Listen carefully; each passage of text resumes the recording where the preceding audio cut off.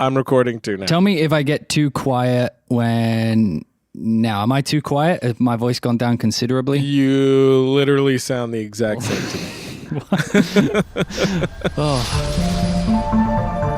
Welcome to the Film Riot Podcast. I'm Ryan Conley, and today we have Daniel James on the show. He's a composer that is one of my longest collaborators. He's done all of my short films. He's also worked on feature films like Blumhouse's Truth or Dare, Terminator Genisys, and all kinds of different video games like Call of Duty and Metal Gear Solid. So we're going to dive into all sorts of stuff from temp music to the director-composer relationship to just what we think about creativity in the industry as a whole. But before we dive into that, of course, I want to thank our sponsors like Aperture. The folks over at Aperture make some amazing gear. Their motto is very much like Film Riot's, trying to bring as much quality as possible without that huge price tag. So with Aperture LED lights and all the other gear that they make, you're getting really high quality gear without paying the prices that you usually pay elsewhere. I use their lights on all of my stuff. The 300D and 120T are my two favorite lights from them, especially when you throw the dome on there. You just get some really gorgeous lights. So definitely jump over to filmriot.com/podcast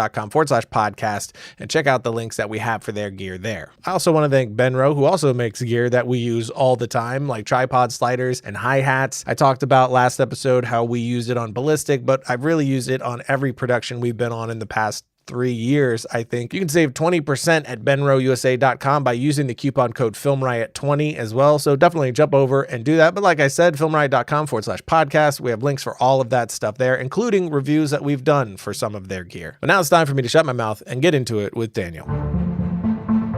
So how long have you been out the composer that you've been pretty much doing? Where's my intro? Thing. You don't, the intro actually comes before this. By the time we got here, the intro had already happened. Oh, okay. So I have already I was said waiting for my intro. Things. I wanted to see No, that I'm not going to say it with you around. You're going to find out what I think about you later. Okay. But you've been basically doing this for like as long as I have, right? Like we kind of started, we didn't know each other, but we started pretty much at the same time. Well, professionally. Professionally, yeah. I always count like where I started professionally, like 2009, back when I actually started composing for things.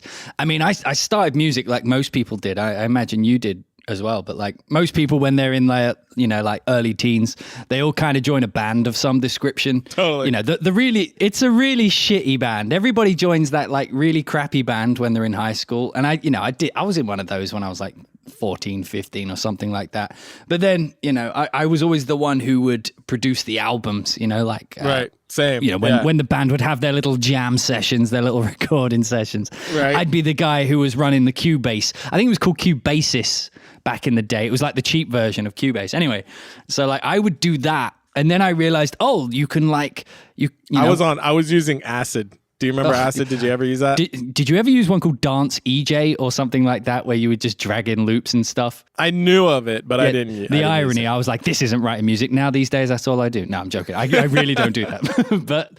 but no, so I use like the Cubasis, and like the bassist wouldn't be there one day, and I'd be like, I can use the computer to write in, to replace him, but not replace him. Bass lines. But kind of replace him. But kind of replace. I realized I could make music without a musician in the room, right? Yeah. And so, me, like I for anybody who doesn't know me at all, like when I started out, I was a huge Metal Gear fan. Like that was my dream. That's the reason I kind of got into music at all. I played Metal Gear Solid 2, loved the music, and I was like, I want to kind of do this. Anyway, so they coincide, these stories. I'm not just gone off on a tangent yet. But no, so I realized that, I could write music with a computer, and then I wanted to do Metal Gear, and like I saw on the internet this Metal Gear fan film that was being made. So I sent him a message, and I'm like, I do music, do you need like a composer? I'll do it for free, and all that kind of thing, like composers do. And they took a chance on me. They actually made me pitch, and, I just kind of really hammed up the Metal Gear vibe, like lots of sad trumpets and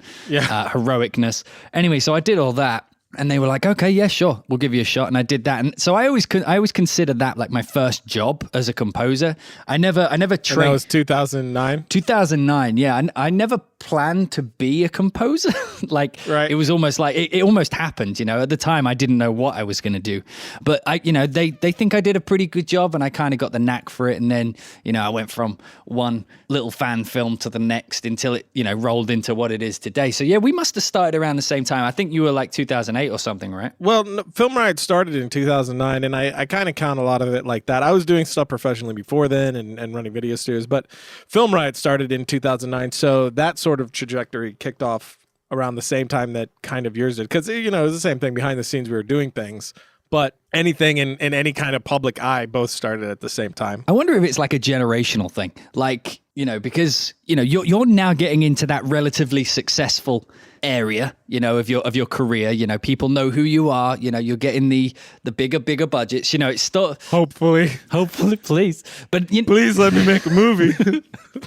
please, somebody. No, but you see what I'm saying? Like, it kind of rolls. And I kind of started at the same time. Yeah. And now my career is in a very similar position. And when I think back to the people who started around the same time as me, the ones who actually kept trying, the ones who worked their ass off every day, I like to think that we did. Like, I haven't slept for months, but like, we're all kind of in the same area. So I'm wondering if, like, you get like your J.J. Abrams and your Hans Zimmers and all that. I often want, like, they start at one time and they build.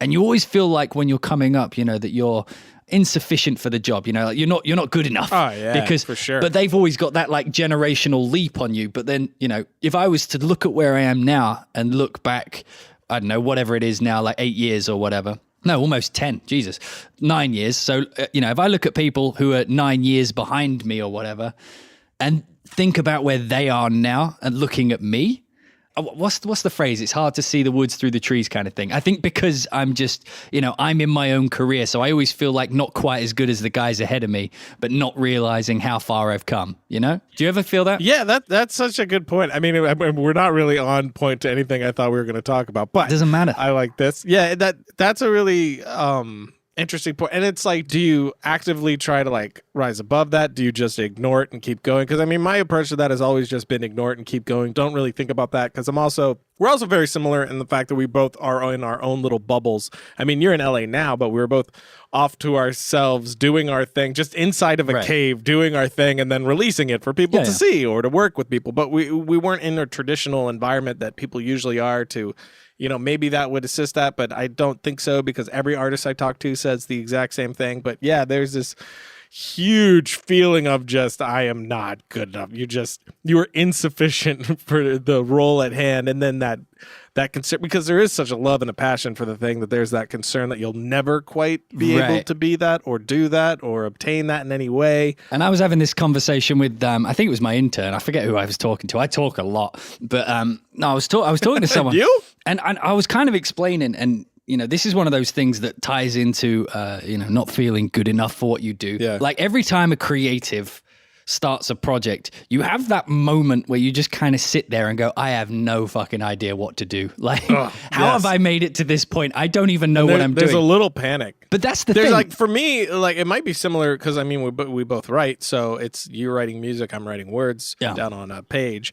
But it's like with that blank page of nothing there, and you're supposed to write it, and even though you have an idea, you might be looking to picture, or you have an idea of where you want to go with it, and I have an idea of what this, the story I want to tell. I know what maybe the beginning, middle, and end is, and who the characters are, but just that blinking cursor, now I have to write it. I often find that I almost procrastinate getting started, because I think I'm just really terrified that I'm going to screw it up. And if I don't start, it won't be bad. It can't be bad because I haven't done anything. I didn't start. But that's exactly the point. If you start a project and you don't know what the fuck to do, that means that you're doing your job right. Like, if you sit down and you know exactly what to do, then it's coming from somewhere else. Yeah. You're either ripping something off. If it comes too easily as a creative, you should always kind of second guess, okay, why did that melody come to me? Yeah. The fact that you're sitting there not knowing what to do is your mind trying to come up with something, which is what we do as creatives, but it never helps. No. When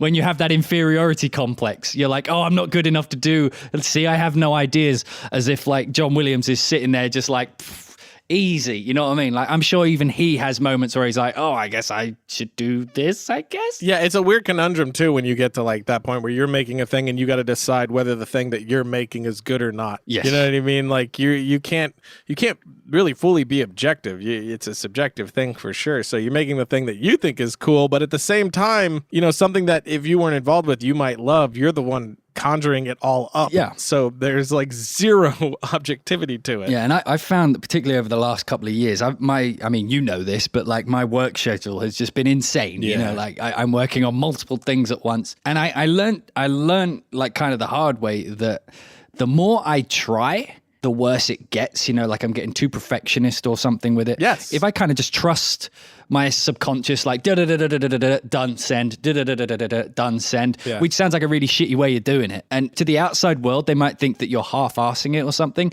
But I often find that like I get the, like this is great, this is awesome, more of this, whenever I just do it. Don't think about it, just kind of do it, like feel what it should be and go with it. And I think that's kind of the creative's job. Like, because, I say this a few times, there's no such thing as an original thought. Everything is based on something else. Totally. It comes from somewhere. We're incapable of original thought. Like, to be a creative, the best thing you can do is like expose yourself to as much, not publicly, but like expose yourself to as much. I mean, different, if you're into it. Yeah, well, crime, but like expose yourself to as many different forms of media as you can. Like, so, I'm often found, playing my PlayStation or watching a movie, which to a lot of people looks like I'm lazy or I'm not doing my job. But I find that my job becomes exponentially easier the more I don't just sit and write, the more I consume, the more I listen, the more I see how other people are doing things, the more I learn stuff from,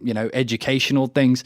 The easier I find it when I'm under a deadline to do something that's good, like objectively, to the director, to whoever I'm doing it. I don't know how we got here. Yeah, but I like it. I'm liking it's it. like Right? you're loading. It's like you're loading the gun. I mean, Right. if you have zero ammo or zero gas in the tank, you're not going to go very far.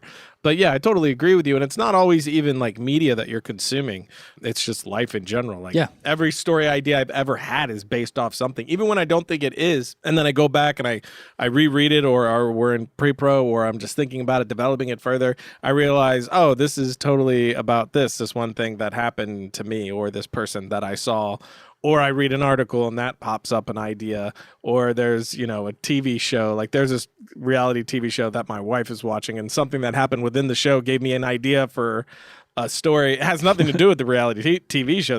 You would never piece them together, but it kicked off this idea that I thought could be really interesting. Right, and that's the thing. The ideas come from places that you don't expect sometimes.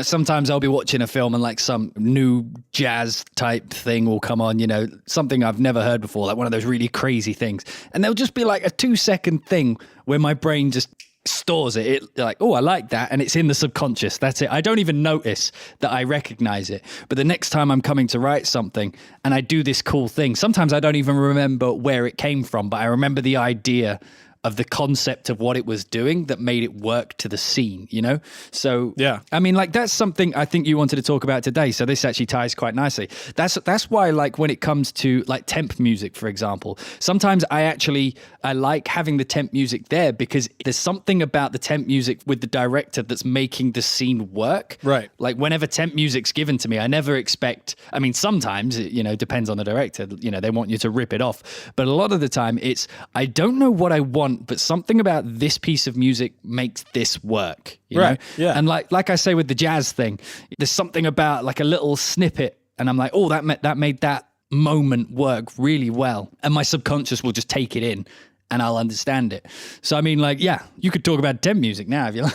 I've brought that up randomly. Well, yeah, since you brought up temp music. So you're one of the people that actually do like temp music. I know there are some people who kind of hate it. And there's a lot of people lately that are trying to demonize it a lot. Yeah. Which I don't understand. I mean, I understand to some extent because, yeah, temp love, it can be a thing for sure. And I've been guilty of it for sure. But when I use temp music, it's, when I use temp music, it's, it's to find a pacing for the scene that sometimes you won't find otherwise because sound is such an integrated part of what I create. So even when I'm writing, I'm thinking music and I'm thinking sound design. I said it all the time. Sound is way more important to me than like visual effects or even cinematography.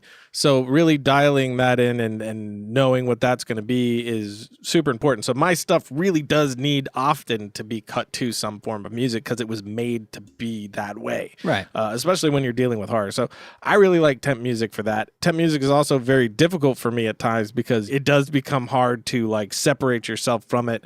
So, once I've sent it to you, I look at it as the same way as when I send reference images to my cinematographer. But nobody demonizes that. I am giving my cinematographer like, hey, I want the movie should look somewhere like this. Like this is what the look I'm thinking about. This is how it feels. I'm not saying make it look exactly like this. Right. No. I mean, I'm pretty married to the ideas of what I'm looking at. But what I'm saying is like, here's a way for us to get on the same page. And I see temp music as the same way. And one thing that you actually even taught me with the temp music is once I've sent it to you with temp music, I take it out. Yeah. And then I start watching it with no music at all. That way, when you send it to me, it's not as much of a Band-Aid ripping off. And then I usually will listen to what you sent me like 4 times before I even comment. Yeah. I mean, like, so I should just clarify that. Like you said, I love temp music. Temp music is something I learned to deal with. Like as a creative, there's times where, and you'll get this is normally from the people who demonize it. They think that it's kind of diluting the creative intent of music, because there is a thing where some composers will get a temp and just do the temp, they'll just copy the temp. And that dilutes the creative intent. I think it's twofold. So if you and the director in language, because this is why music is in film at all in the first place, like it can say things that words can't. It can portray an emotion that would take like a novel to explain. So it's not hard to believe that if there's a particular scene that needs to feel a certain way, but you can't really explain how it should feel, but this piece of music that's already written kind of has the feeling, has the tone that I need it to do to make it work the way I intend it to. That is okay with me. That I'm absolutely fine with. There's only 2 times I'm cool with temp. If the tone needs to be given an example that you can't explain in words, then I'm fine with temp. Or if, there's not a lot of time, because deadlines in our industry are insane. Yeah. If it's like, okay, you've got, I did a few feature animations just gone and I had 3 weeks to do a feature length score, So the more temp you can give me, like, this is how I want it to feel. This works because this. And my job as the creative isn't to just take those bits of music and recreate them. It's to find the through line of each of them. Sometimes you've done this. You've shown me like a playlist of scores that kind of say the right thing for the project you're working on. They're not specifically to a scene, but you're like, all these pieces of music feel like this project. And my job isn't to rip those tracks off. My job is to listen to what is it he's hearing that joins all of these things together. Sometimes it can be a tonal thing. Sometimes it can be an instrumental thing. Like all of these tracks have, like this scrapey metal sound every now and again. So you're associating that with something. So, instrumentationally, I have a clue, with which to, take my compositions with, I know kind of which direction to go with it. So in those examples, I absolutely understand temp music. Like I said, like a second ago, is there are people though who will use it as a get out of jail free card, for people who maybe don't want to do a project, like just do this, just do the temp. Yeah. But like you said, that leads to a lot of temp love. And, for anyone listening who doesn't know what temp love is, that's when a director has put a piece of music that feels right for the scene on the scene. And he's watched it so many times with the music on, it feels wrong without it in, because the music starts to tie in, intricately to little pieces. Right. Someone turns. They become married to it. Right, exactly. So there may be like a coincidental match-up in the music, like someone turns and then the music does something which rises or something. And so when you try to make it, recreate it, if it doesn't have that, you'll be like, this moment's lost its feeling, even if it wasn't really an important moment in the first place. But because it now isn't there, it feels wrong. So like Ryan said, I always try to, like when he sent it with the temp and I've got the temp, I get him to get rid of it so he doesn't remember what it sounds like. But also when I send him music, I ask him to sit with it for a few days, just to try and let the piece of music I wrote marry itself to the picture for him the same way the temp did. And if it's still not hitting, then it's wrong. Yeah, and I think a part of it, like from a directing standpoint, I think a part of it there's a double-edged sword to it for sure. I'm not just totally sticking up for temp music. If I can get away with not doing music, so I'm not putting any ideas in your head, and maybe we can get something far more unique than we would have otherwise. Like I'm totally for that, and I get that temp love is a problem for a lot of people. Yeah. I wrestle with it slightly, but there's some people who are just ridiculous about it. I get that. And, I even get the composer side of it as well. So, it is a double-edged sword because it does have the upsides of what you were talking about, but it definitely has its downsides as well. Yeah. And I think maybe one of the reasons why it's kind of hard for people to disconnect from the temp music is it becomes a comfort blanket. You're so terrified that this thing is going to be bad, that you're going to mess it up, that it's going to be terrible, and you put in this temp music and it's working and you're showing it to people and people are liking it, and then you switch out this factor that's either going to make the film work really well or music can ruin a film, So I wonder if that's like a part of it. That's one of the good things about having an inferiority complex is like, I have this comfort blanking of knowing that no matter how good it is, I'll always think it was shit anyways. So I don't have to worry about it. I'm just like, send it off. Because at the end of the day, it's up to you if it's good or not. I create what I can, and you tell me if it works. Right. I have my own ideas, but I think it's hard for anybody to like their own work. I mean, if you love your own work, there's a good saying. It's you lack exactly the skills required to know how shit you are. Right. You have to be good enough to know how bad you are.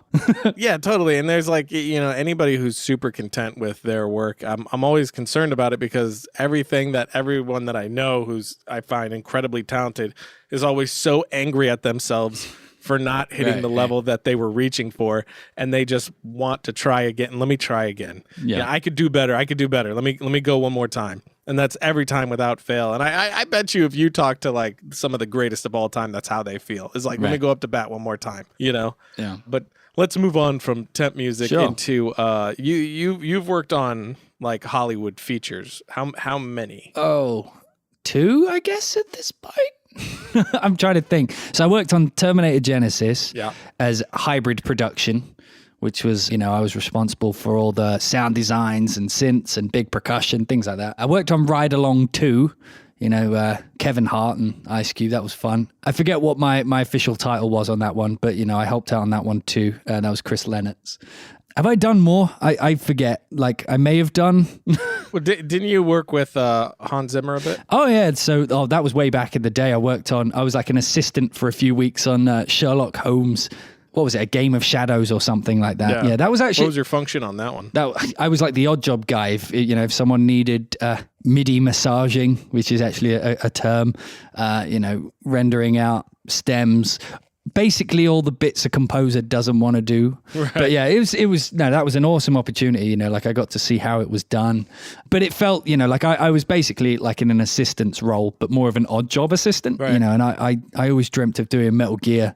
And I got the feeling if I had stayed in that kind of position, I'd have never got the chance, So I left working with Hans in that on good terms, I like to think, so I could pursue Metal Gear. Luckily, like a couple of years later, I did it. But but like at the time, I remember everybody telling me I was a fucking idiot for leaving that because, like that's a really good, because we both have that kind of trajectory as well, where it's like there's opportunities that come up that we're saying no to that everybody around us is going, are you nuts? Because of the money or what it could be. But you're kind of looking at this end goal of in 5 years, Stu Maschwitz told Seth Worley told me, and I thought it was great, is, the mountains where you want to go, is the next step going to take you to the mountain, or is it going to take you I'm probably butchering this, but, it's like you're heading in a direction is the point. You're headed towards a direction, and, is the next step going to take you toward it, or to the right, or to the left, or even worse, backwards? And that's kind of how I'm always thinking, even though this is a great opportunity, and, let's say I'd be making a feature and I'd be being paid well for this feature, but I'm turning it down, to stay in Texas and work on Film Riot because I'm moving toward a specific end goal, and you were sort of the same thing, and you have to make those decisions. Yeah, I mean, So I'd been in composing for, I think it had been like 4 years or something. So, I knew the importance of a Hans Zimmer job, right? And I knew the importance of working on the Hollywood gigs. And I don't know, like so firstly, like I didn't want my career to be judged on my inability to make a decent cup of coffee, for example. You know what I mean? Like being an assistant and being a composer are two separate skill sets. Right. And I lack exactly all the skills required to be a decent assistant. And I think now at least, I have competent enough abilities to be a composer. So if I'd have gone up the assistant route, I'd have always been a bit of a letdown, Right. And I said this to Hans. I was like, like I value my ability higher than what I'm doing. Like I need to be doing my own thing because I know what I want. This is a thing. If you watch any of my interviews or anything before 2014, I guess, when Metal Gear was, all I talk about is like Metal Gear. People don't understand how much of a goal that was for me. That was like a life goal. And it was one of those things I've always and I always try to say this to people, like when they're trying to get into composing or something, they're like, what's the best bit of advice you've got? And I'm like, just know exactly what you want. The more specific the goal, the more likely it is to happen. There's something about because once you know what it is, your gut kind of tells you if what you're doing is right or wrong, which is why when I got in like the Hans camp, I was only there for like 2 or 3 weeks. It was literally like, that's how long it took me to make the decision. It's like, I was expecting, the gut to be like, this is the right, we're on the right trajectory. Right. But I got in and like 3 days in, I'm like, this feels wrong. Like, why does this feel wrong? It felt like I was on a trajectory and I'd turned left when I should have turned right. Right. So I just said to him, I said, look, thank you for the opportunity. And like I mentioned, it's a golden opportunity. It just wasn't my golden opportunity, And so I left working with Hans and then I, pursued all these other things. And then I did some stuff on like Mass Effect 3, which, got me to meet a few people. Then I worked on like another couple of games like Killer Instinct. So I met Mick Gordon, did a load of things for EA, like trailers stuff, for Battlefield and Mirror's Edge. And it's like, it's weird. Like on those things, you kind of meet different people and that leads to one thing and that leads to another. And then, like a case of piracy, I guess you could call it, ended up with me working on Metal Gear, which is the most bizarre story. It's just weird, but it's like I followed my gut with every decision that I had to make. Yeah. And it led me to where I am now, like I have a relatively decent CV now, So right. I like to think I made the right decision, but you have no idea how hard it was for me to see that when everyone around me was telling me I'd made the wrong call, but my gut was like, no, we're doing the right thing, Yeah. It's a tricky one because, it's hard not to succumb to the outside influence of other people. Definitely. And I've seen a lot of people who are, stuck in dead-end jobs, stuck in positions, stuck in a life they don't want because they succumb to what other people tell them they should be doing and not asking themselves and following their gut. But yeah, like I said, the more specific the goal, going back to that, more specific the goal. So I knew I wanted to work on a Metal Gear Solid game as a composer. You know what I mean? That is a very specific little thing. It's like specific thing. The best way to describe it is like, if you're trying to go to a location on a map, the more of the address you have, the more likely you are to find it. Sure, like if you say I live in London, okay, that's a pretty big area. You'll land in London, sure. And if you imagine your goal is London size, you'll be in London somewhere, but you might not be at the house you want. Okay, the street, it's on Dean Street or something, Okay, now I know the street, but which house is it, So if you assign, if you like kind of take that simile and make it like your goals, the more of the address you actually have, the more likely you are to be able to ring the doorbell, I've done the same thing. I've always just followed my gut when it's like, you get that feeling that you're just isn't right. And then when you make the opposite choice, you're just like, and you're like, okay, I made the right choice. It's a visceral feeling like, oh, this is wrong. I mean, that's why I left working for Hans. Like, I was so excited when I started working there. So you can imagine my surprise when I'm there going, why does this feel wrong? Yeah. I'm like, go away, you. Oh, I very nearly used the strong swearing, but go away, you bad thing. You. Yeah. it was just the it wrong starts thing. to feel like a job too. Well, I think there comes a point whenever you do something. I mean, like when I compose, sometimes it feels like work. Like if you're feels creative, like work, but it doesn't feel like a job. You know what I mean? Okay. Like, because what I do is not easy. It's 7 days a week. It's running a company. It's just it's a special kind of torment you're putting through. You hate yourself a little bit to decide to run a company. Right. So it's there's definitely days where I'm not enjoying myself at all, but it doesn't feel like a job. I always know that I'm doing this as a means to getting to the address that you're talking about. Yeah. Whereas when I worked for Alienware, even though I had my own video studio and I was doing a lot of stuff that I did enjoy, I was still doing things within the world that I did enjoy. It was just a job that I was going to, and it felt kind of, meaningless.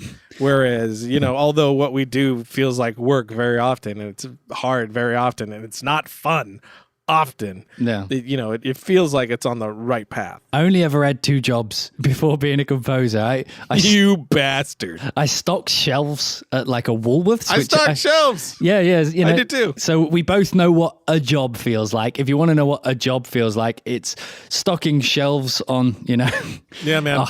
I stocked shelves. I washed cars. I did construction work. Yeah, and dealing with the public in retail is something that they're the kind of thing that push you into a man cave. Like this when you work. Like someone says, "Have you got this in stock?" And you're like, "No, literally everything we have is on the shelf. Can you go check the stock room?" Sure. And then you just go through that little door and stand on the other side of the door for 5 minutes, sit down, have a break, come out and go, "I looked everywhere. We don't have it. We just don't have it. We just don't have it." Yeah, I did that. And then I worked at a cinema, which was sort of related. I would sneak in and watch films when I should be sweeping the carpet and stuff. But do you think that was a bit of an education for you as far as composing goes? Were you like paying attention to that sort of thing? Or were you just like, I tell you, like, film? I never thought it at the time, but literally based on the conversation we had a minute ago, like the more you consume, the more you have to draw from. I definitely drew from a lot of films. I mean, when you work in a cinema, you get to see every film for free, and you can rewatch parts while you're supposed to be working. Yeah. So I mean, it was definitely a good job to go into. I think I'd finished that just before I worked on that Metal Gear fan film in 2009. So I think if there was crossover, it was very little. I'd seen enough films to know how film should sound, if that made sense. Right. So when it came to work on the Metal Gear fan film, I kind of knew what a film sounded like from a composing perspective because I was doing music, watching films. So I was one of those odd, weird people who notices the music in films, who goes there specifically going, "I like the way this is working," when they're like, "Shut up, I'm trying to watch," I'm one of those people. You're saying like, what a film's supposed to sound like when you're composing for something. Are you thinking in those types of terms, or how do you get into a scene? Are you thinking of it? Are you even thinking of your work as scene by scene, or are you thinking of the thing as a whole? A little bit of both? I mean, it depends on what it is, really. Like when I approach a film, sometimes I like to kind of score it how the audience would see it, So like if I get the opportunity to, I'll watch the film and compose the first scene without seeing the ending, So like I'm kind of where they are. Obviously I'll get an informed decision of which direction to take it. But unless it's otherwise called for by the director, you don't want to be letting on more about the story than is being told already, if that makes sense. You don't want to be implying this guy's bad until we know he's bad, unless you want to know he's bad. Because if a guy walks onto a screen, walks into the scene rather, I can let the audience know who that guy is, what he's going to do, his past, his present, and his future. I can do that musically in that scene, but it's like, is that, and then in Reel 6, when he's revealed as the bad guy, it will fall flat because you already know everything about this guy through the music.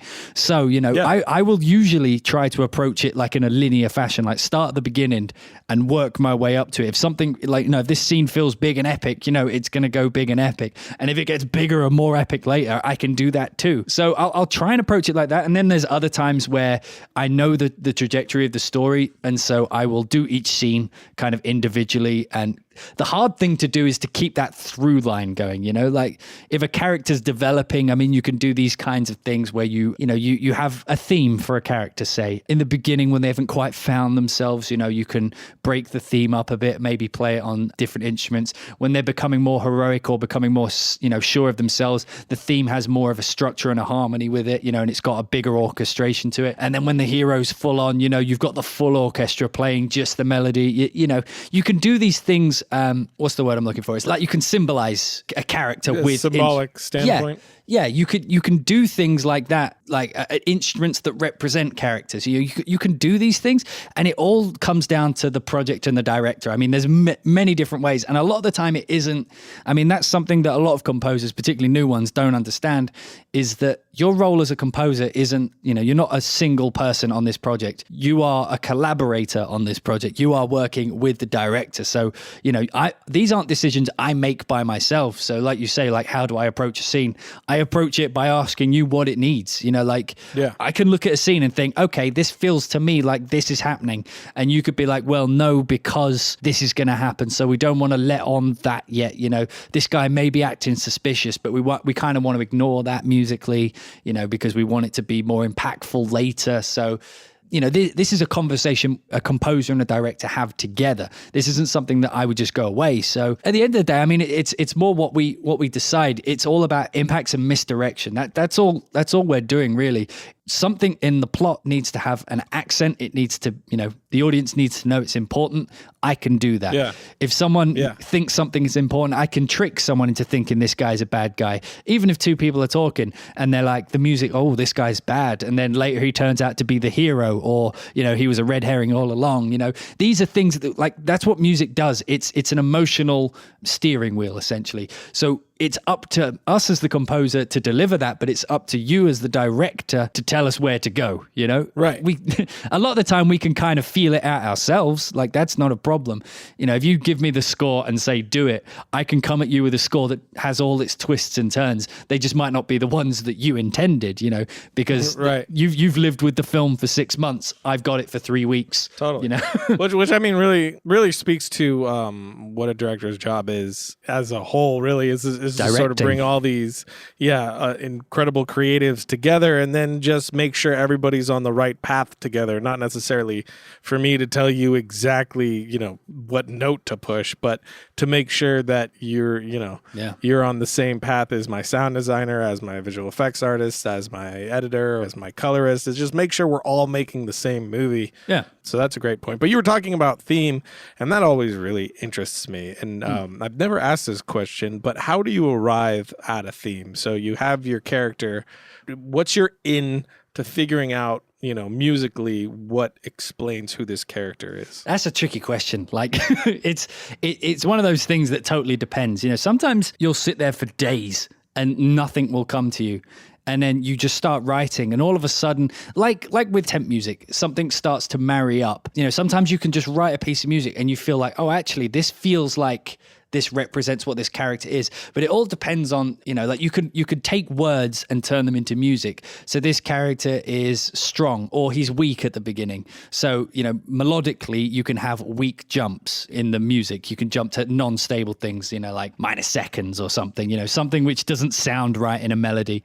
Or you can, he's heroic, or he's going to be building to, becoming a hero. So you can have these kinds of harmonies and things which are very stable or very dissonant, because that's all music is. It's stability and dissonance. It's how you get from one place to another. It's dissonant. It feels like it wants to resolve, but if you don't resolve, it implies something different to if it does.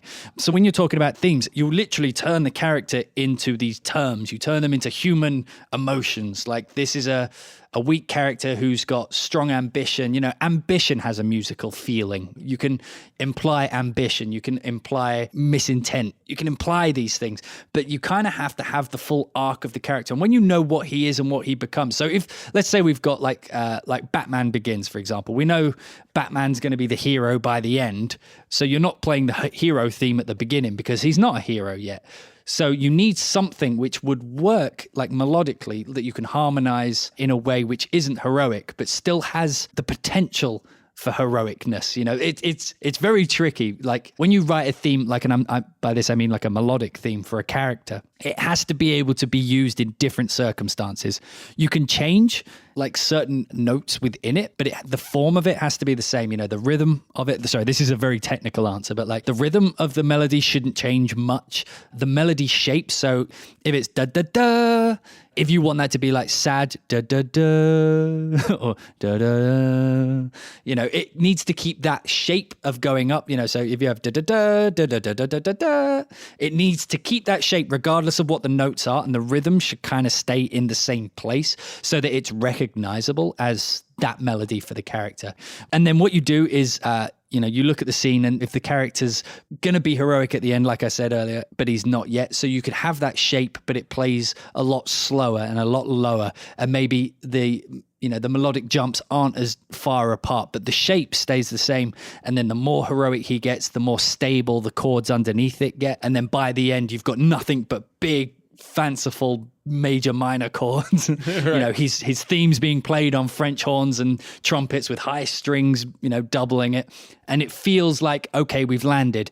The melody is now stable. So if the way I usually do it is I'll write the biggest version of it first, and then I'll strip bits away and change the instrumentation, change the orchestration of it, change the harmony of it, so that it, you know, you can play the Superman theme depending on the chords and harmonization you play with it. That's just da da da. You know, if you play da da da and then play like a minor chord, so say you're landing on a G and then you change the chord underneath it to an E minor, for example, it's not going to feel as heroic.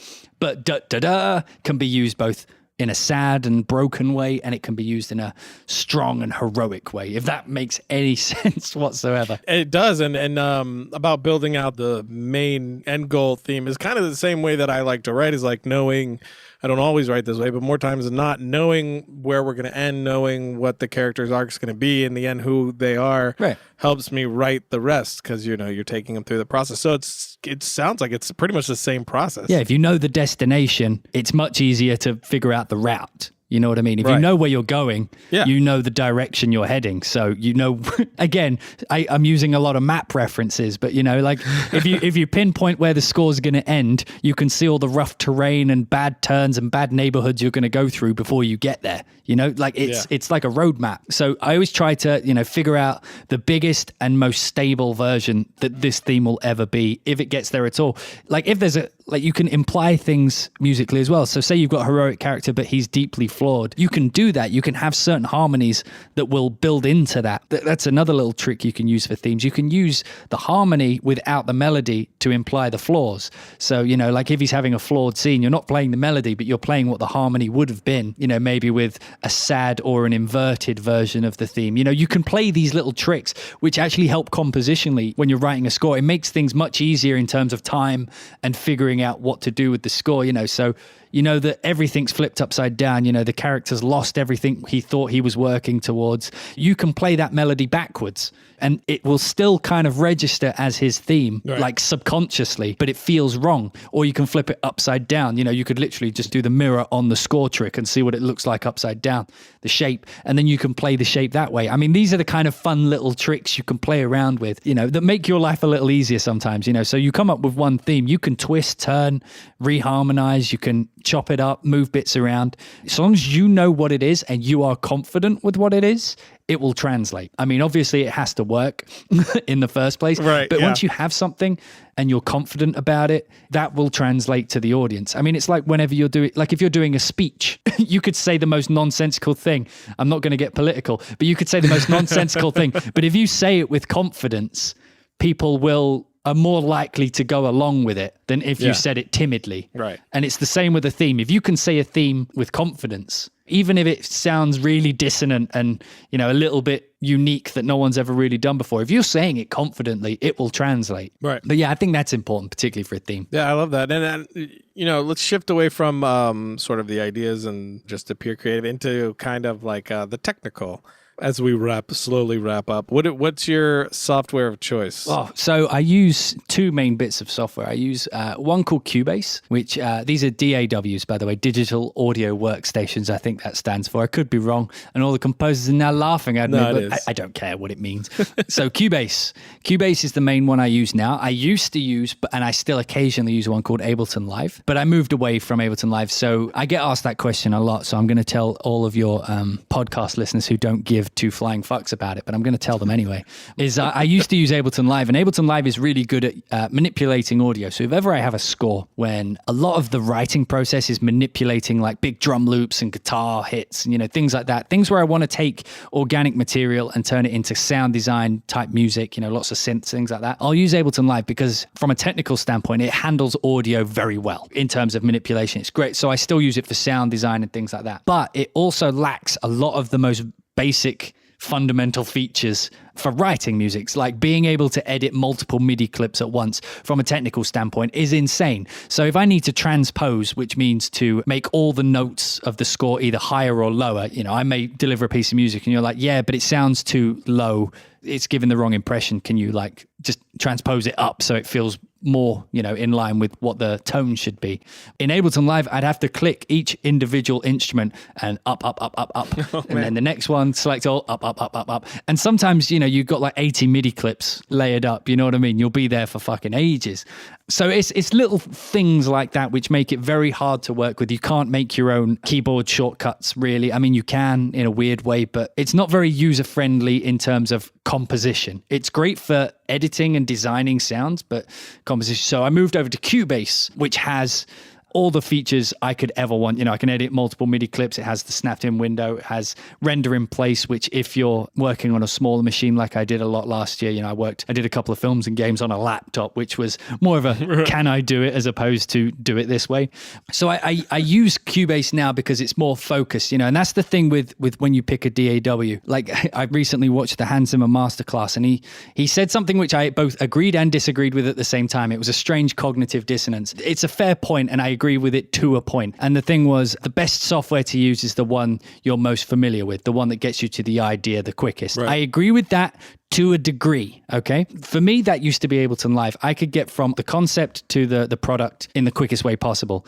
And then when I got to Cubase, it had features which allowed me to do those once I'd learned those little shortcuts that Cubase gives you, like editing multiple MIDI clips at the same time. Yeah. It gives you the ability to do that. So while I agree with the best software to use is the one that's best for you, I think it's also wise to look at what the companies are doing with that software. Yeah. So for example, anything from Apple now is being geared more towards consumers more than professionals. Exactly. So, things like Logic, it's an Apple team that's working on it. And you'll find that a lot of the new updates and a lot of the new features are geared towards like bands, so you get new drum kits, you get new guitar effects, things like this, things for writing songs, which is not what I do. So that's not perfect for me. Ableton Live, each update makes it more and more geared towards like EDM producers. It makes their life easier and it's integrating more with their hardware. So all the features are about that, which means the features that are important to me haven't moved since it was released. Whereas Cubase, the features that are being released for it, they seem to be in line with what I am as a composer. They're adding more MIDI features. They're adding more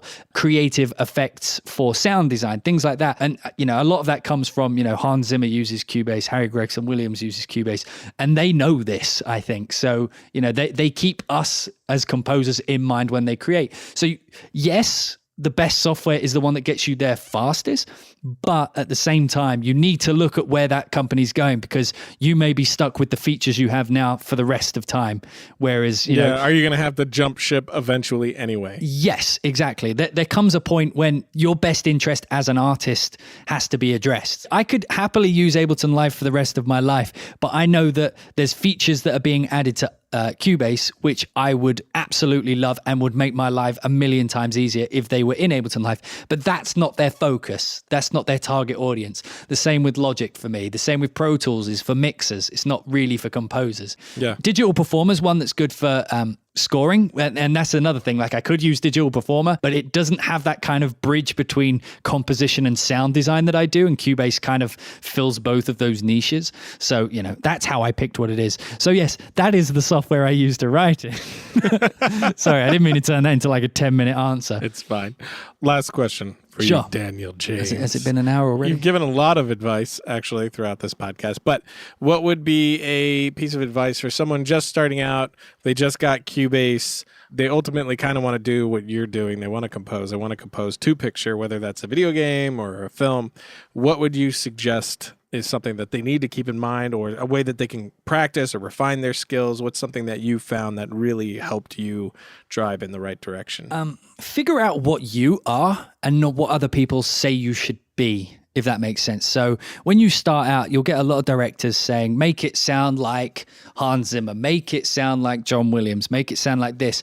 And the kind of feeling you get as you're starting out is, oh, that's what I should be doing. I should be emulating this type of sound. The problem with that, you'll find that like that will work great when you're getting started, because, there's film directors who are also just starting out who love that kind of music, but they can't hire Hans Zimmer. And they're like, oh, great, I've got this thing. But you'll find when you get into the professional arena, that becomes more of a hindrance than a help, because you start moving into the point where the company you work for could, if they wanted, just hire Hans Zimmer. So if you've spent your entire career trying to sound like Hans Zimmer and you sound great, you can do the best Batman out there. He can do it better. He can sound like Hans Zimmer better than you ever will. So the best thing to do is become the best version of you. Like, that took me a while to learn, like obviously everybody is a result of their influences, but there comes a point when you have to say, okay, what is me? What kind of music do I love? What can I do that no one else can do? What point of view can I provide that no one else can provide? So when people hire me, they get the best Daniel James they're going to get. They don't get half Daniel James, half Hans Zimmer. They get the best of me. And I am the result of my influence. I'm the result of everything I've listened to, everything I've seen, everything I've ever taken care of. Everything that I have been through in my life is what makes me. And it's not me through the lens of Hans Zimmer, which when I started, sure, I was pushed that way and I started to believe that. But trust me, it becomes a hindrance. The longer you've spent trying to sound like someone else, that's how long it's going to take you to undo it. So, when you're starting out, figure out what it is that you love about music, what you love about composition, what you love about directing, what you love about anything, and do that and become the best at doing what you do. And like I say, it's your point of view. When you get into a successful arena of other people who are successful, you'll notice that none of them are successful for sounding like someone else. Sure, at the lower area, the most popular composer who works for free probably does an amazing John Williams. But when you become successful, they will just fucking hire John Williams. So don't do it that way. So yeah, that would be my biggest advice. Figure out what it is that makes you the best version of you.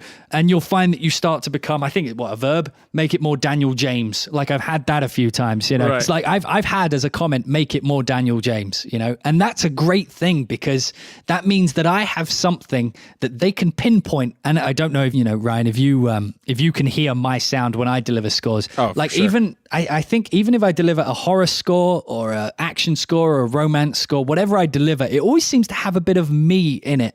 And I can't pinpoint what that is, right. But it's the culmination of my influence. It's the culmination of my education, the things I wanted to learn. So when I'm, if someone says, oh, you should take this course, you should take this masterclass, or you should take this thing because it will teach you exactly how to do it that way. Only take it if you feel like you're interested in it. Like, I have influences. I listen to, I hate that I'm admitting this, but I love a bit of Backstreet Boys every now and again. I'll listen to some random jazz or some random country music. It really music. shows in your scores. But that's you could really hear the Backstreet Boy in there. No, but that's the thing. Like, you joke, but there's certain things that work, like harmonizing wise in vocals, right, that you can translate to strings, for example. Oh, sure. And things that are very pleasing. And these are like little influences that I take, not on a conscious perspective. I'm not going, oh, I'll take that Backstreet Boys harmony and place it here. But there may be a harmony once that I heard in a Backstreet Boys song of the 90s, or I take that song, something really cheesy, or a Pink song, or, something really cheesy that my subconscious will call on at some point, because I accepted the fact that I love that kind of music. Right. I've accepted that I love those types of sounds. So when it happens, even by accident or or by on, like I write something and it will trigger that love that I have for music that you wouldn't even compare to. And when I say, okay, that sounds good, that's why I say that sounds good, because my subconscious knows what I like, what I've listened to. And like I say, it's all because I chose not to try and sound like someone else. I chose when I write. When I think something sounds good, I say that sounds good, not that doesn't sound like Hans Zimmer, therefore is bad. Yeah. So if it sounds like something that's how you become you. If you write something and you think it sounds good, then you're on your way to being you. If you're like, oh, that sounds like Hans Zimmer, therefore I will keep it, that's the wrong way to go. If you love Hans Zimmer, if you love Harry Gregson Williams, like I do, integrate them. They can become a part of who you are, but don't just do that. Always see what you do through your lens, not through someone else's. So listen to everything, love what you love. Tell anybody who says that you're an idiot for liking that type of music, tell them to go fuck themselves. Because at the end of the day, maybe that's why I sound different to some people, because I love music that others don't, and I will admit to that. I will admit that to myself, that I love a bit of cheese every now and again. I always, roll back to some Motown or whatever. And if you accept that in yourself, when you get to writing, your subconscious will call on it as a positive. When you put it in the DAW, you write something, it'll harken back to your nostalgia, you'll love it, and that's part of what you are. So yes, become the best version of you, not the second-rate version of someone else. That was a solid answer and a good little punctuation on our interview. Yeah. Thanks, man. You're welcome. And that's it for today. Thank you to Daniel for taking the time. And you know the drill. Jump over to filmriot.com/podcast, find the episode page for this episode, and you're going to find all of Daniel's links there for his social media. He also has a YouTube channel where he's posting things often that you could check out his work there. And of course, you can find me online at twitter.com/Ryan_Connolly. And next week, we're going to have Lucas Harger on the show, who was my editor for my new short film, Ballistic, which actually comes out on Wednesday. So definitely check that out before you hear next podcast episode, because we're going to be spoiling it, I'm sure. But until then, don't forget to write, shoot, edit, repeat.